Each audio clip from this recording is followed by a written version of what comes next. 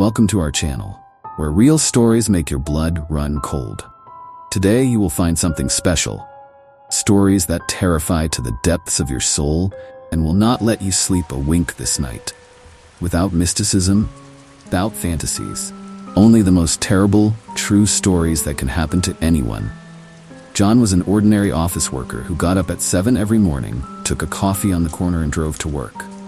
Nothing unusual happened in his life until one day, 3 a.m., the bell rang.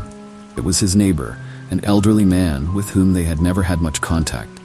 He said only one sentence. "I saw you walking around the apartment every evening and looking out the window. Did you see something that I didn't see?" John was confused, but explained that he did not understand what was being said and disconnected. The next day, John heard on the news that his neighbor had been found dead. The body of an elderly man was found in his own apartment, and apparently, death occurred under strange circumstances. Details of the incident were not disclosed. Rumors spread quickly. It was said that the neighbor died of a heart attack, but numerous cuts and bruises were found on his body. These wounds were too deep and numerous to be explained simply by a fall or an accident. John couldn't get rid of the strange feeling he had after talking to his neighbor that night. He replayed his words several times in his head. "Did you see something that I didn't?" What did he mean by that? And why did his death happen so suddenly? John tried to keep himself busy with routine, but something was bothering him.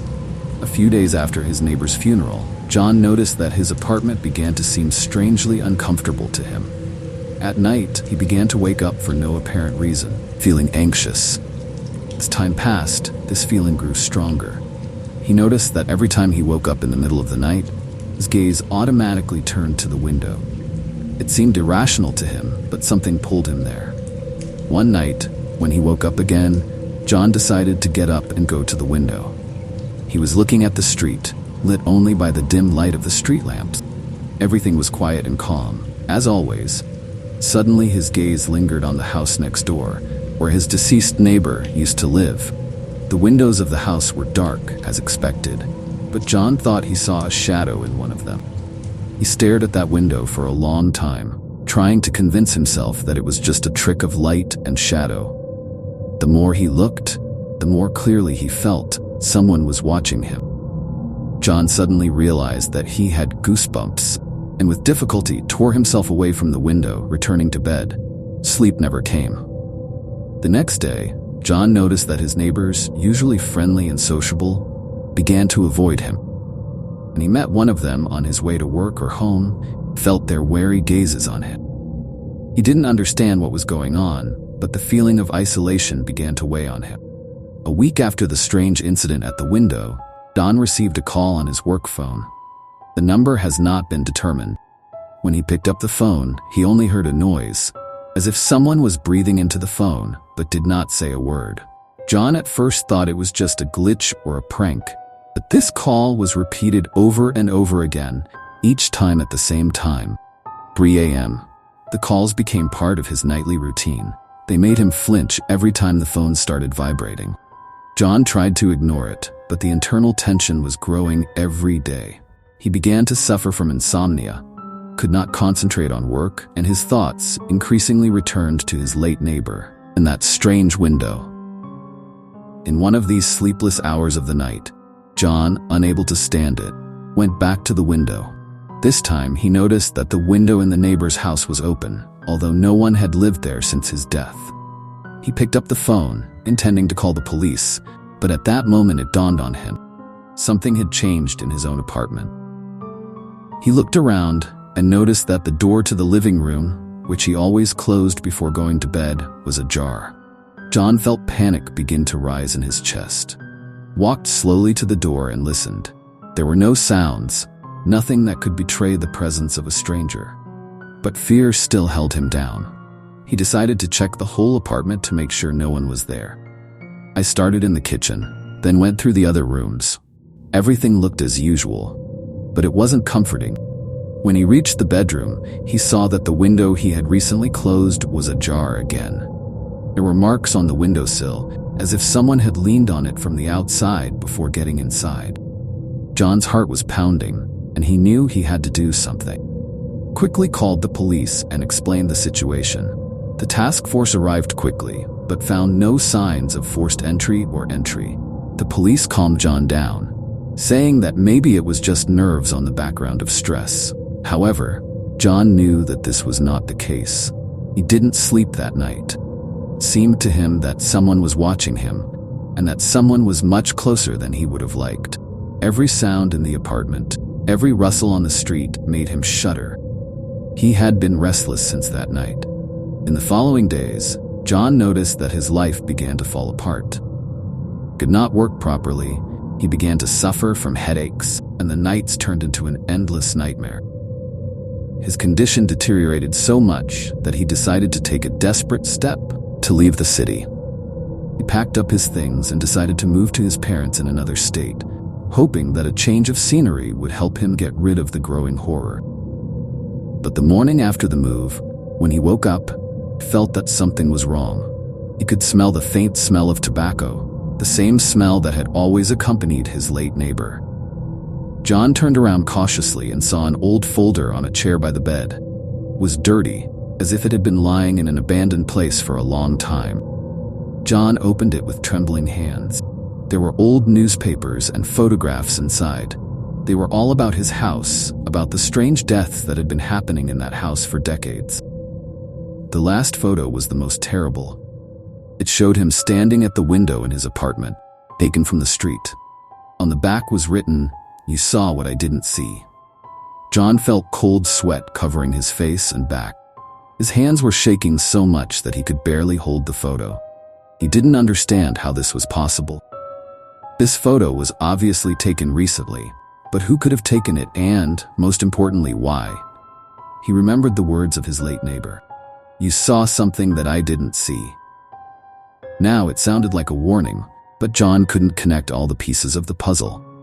He was sitting on the bed, helplessly looking at the photos and articles in the folder.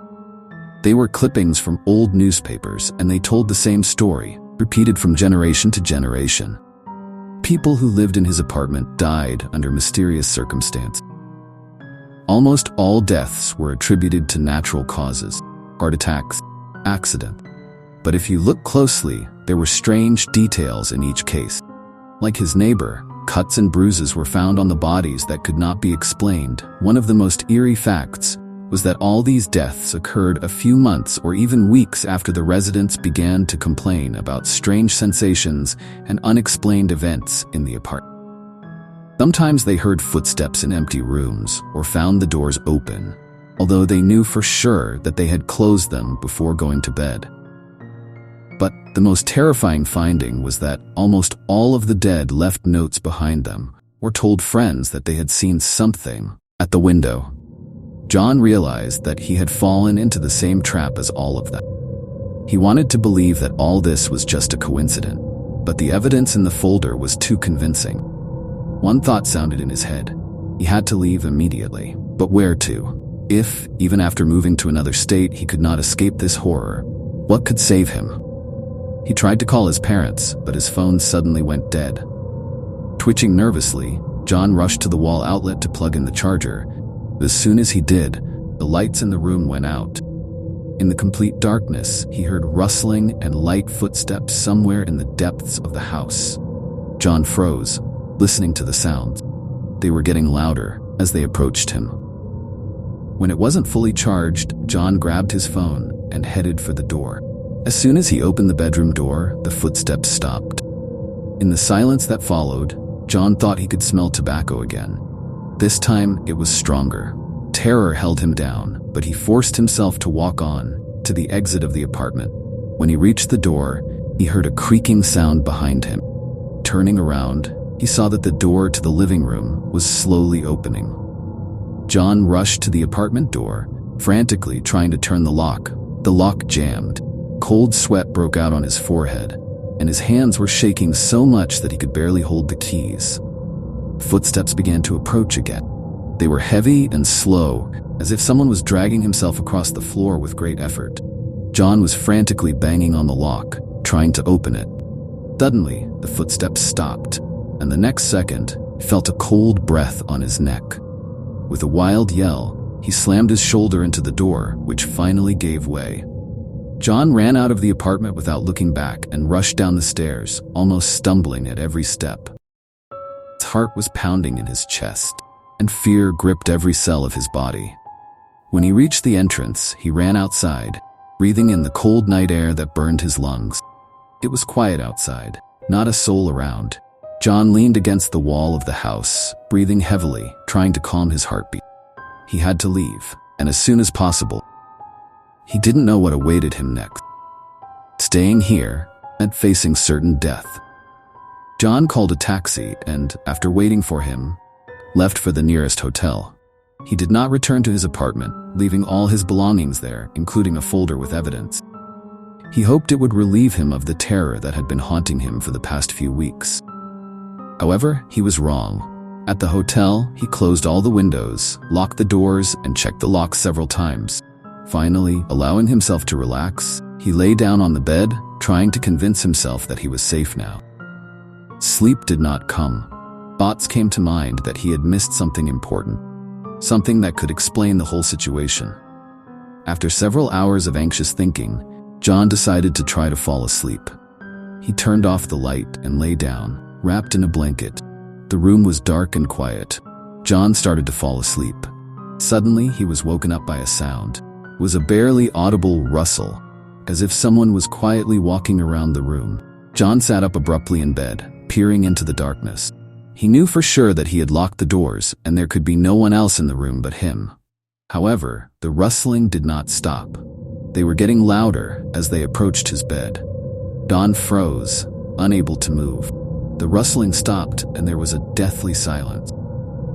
John slowly reached over to the bedside table to turn on the light, but as soon as his hand touched the switch, he felt cold air on his neck. With horror, he realized that someone was standing right behind him. At the same moment, the light in the room turned on by itself, blinding John. Glancing at his reflection in the mirror, he saw a vague silhouette behind him. It was the same old man, his late neighbor, who was now standing right behind him.